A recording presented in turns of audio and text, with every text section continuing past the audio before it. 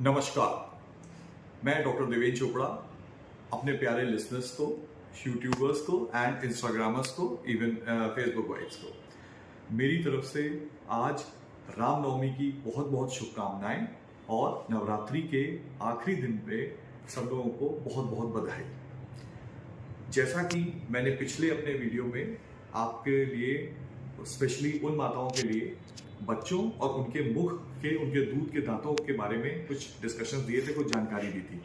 आज जो मेरी स्पेशलिटी है जीरियाट्रिक डेंटिस्ट्री, जिसके अंतर्गत मैं, जो मेरे काफी दिल के करीब हैं, मेरे वृद्धजन, बुजुर्ग लोग, जिनके मुंह में एक अवस्था के बाद एक भी दांत शेष नहीं बचता है, ऐसे लोगों में क्या खाने की उम्मीद खत्म हो जाती है? नहीं।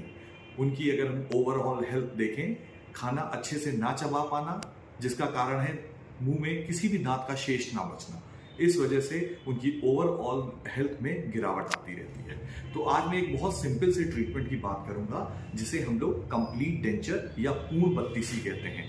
मैं आपको दिखाना चाहूंगा। ये कुछ इस तरीके की बत्तीसी होती है। ऊपर का जबड़ा बोलते हैं इसको, और ये नीचे का जबड़ा होता है। इस तरीके से नीचे का जबड़ा होता है, ठीक है। अब ये बहुत ही सिंपल ट्रीटमेंट है। इसमें लगभग करीबन 6 से 7 विजिट लगती हैं। मरीज को आना होता है, हम लोग उसकी हड्डी का इवैल्यूएशन करते हैं, ऊपर और नीचे की जबड़ी की हड्डी का, और उसके बाद सबसे पहले हम लोग जो बाजार में सांचे होते हैं उससे कच्चे नाप लेते हैं। कच्चे नाप के बाद जब हमारे पास लैब से मॉडल बन के आता है, पक्के नाप लेते हैं। पक्के नाप के बाद फिर मोम के ढांचे बनते हैं, ठीक है। उन मोम के ढांचे से हम लोग जबड़े की लंबाई और चौड़ाई लेते हैं। लाई लेने के बाद एक बार में आगे के दांत लगा के चेक करते हैं और दूसरी बार में पीछे के दांत लगा करके चेक करते हैं। उसके बाद जब हमारे पेशेंट, बुजुर्ग पेशेंट और उनके अटेंडेंट उसकी आकार से, उसकी बनावट से संतुष्ट हो जाते हैं, तब हम इस बत्तीसी को हम लोग लैब के अंदर क्योरिंग के लिए भेजते हैं, पकने के लिए। उसके बाद जब लैब से ये फिनिश पॉलिश करके आ जाता है, तब हम पेशेंट के माउथ में इसको इंसर्ट करने का प्रयास करते हैं कुछ एडजस्टमेंट के बाद। अब मैं ये बताना चाह रहा था, इस प्लास्टिक की बत्तीसी को पहनना हमारे बुजुर्गों के लिए बहुत ही मुश्किल है, बट ऐसा नहीं है। अगर हम इसकी पूर्ण नॉलेज रखें, पूर्ण जानकारी लें अपने डेंटिस्ट से, तो हम इस बत्तीसी को अपने डेली रूटीन का हिस्सा बना सकते हैं, और जिसकी वजह से हमारी दिनचर्या और हमारी खाने की कोशिश बेस्ट उसमें तब्दील हो सकती है।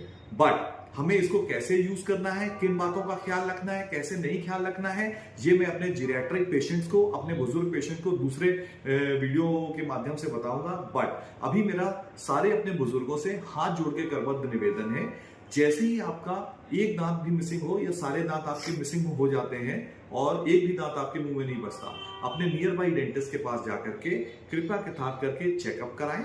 और अगर इम्प्लांट की सुविधा है और इम्प्लांट हो सकता है तो इम्प्लांट कराएं। अतः आप इस निकालने और पहनने वाले दांत को भी यूज कर सकते हैं। मैं इसी के साथ अपनी भाषा को विराम देते हुए अपने बुजुर्गों को नमस्कार करता हूं।